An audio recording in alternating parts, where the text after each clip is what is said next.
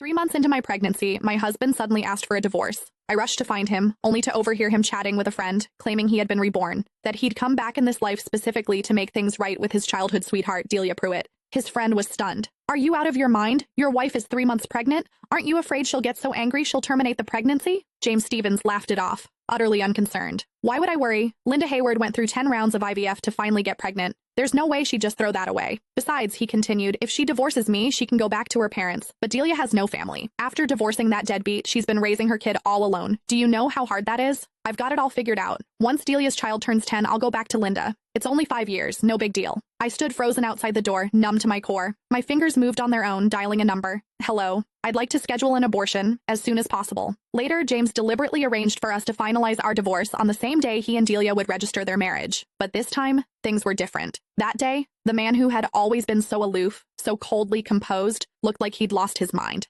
His eyes locked onto my flat stomach, his voice cracking with something close to hysteria. "Where's my child? Where's our child? You promised me you wanted to have a baby with me. Linda, are you sure you want to go through with this? After everything you went through for this baby?" My mother's voice broke over the phone and guilt twisted in my chest. She had been the happiest person in the world when she found out I was pregnant. She knew what it had cost me, a full year of choking down bitter herbal medicine, 9 failed IVF cycles. It wasn't until the 10th attempt that I finally conceived. The moment the test results came back positive, my mother had wept with joy. She believed that with a child, James and I would finally settle into a real marriage, that he would step up, become a responsible husband, learn to put family first. But today I realized how terribly wrong we had both been. The phone rang, sharp and insistent. I answered mechanically. James's voice cut through, cold and harsh. "Linda, how much longer are you going to drag this out? Even if I can't divorce you while you're pregnant, the moment that baby is born, I'm filing immediately. And let's be real, raising a child costs money. You've done nothing but sit at home since we got married, eating my food, spending my money. All you do is a little housework, that's it. No one's going to want a woman who just gave birth and comes with a brat attached. You have no income, no prospects. When the time comes, you won't get to keep the child. You won't get to keep me. You'll have nothing." Every word dripped with contempt. He reduced everything I'd given to this marriage, every sacrifice, every exhausting day, to nothing. And he called my baby a brat. It felt like a blade dragging across my heart, slicing it open all over again. "James." My voice came out quiet, steady.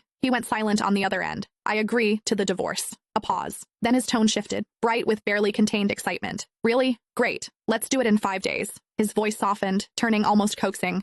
"Linda, don't worry. I just want to take care of Delia and her child. I won't cross any lines. Focus on your health. Have the baby safely. I'll come visit you and the child once a month. I've already bought so many clothes for the baby. I even picked out a name." He sounded almost giddy, but my mind was already drifting, detaching from his words. In that moment, I knew I had truly let him go. A soft chime broke through the haze, a text notification. My gaze dropped.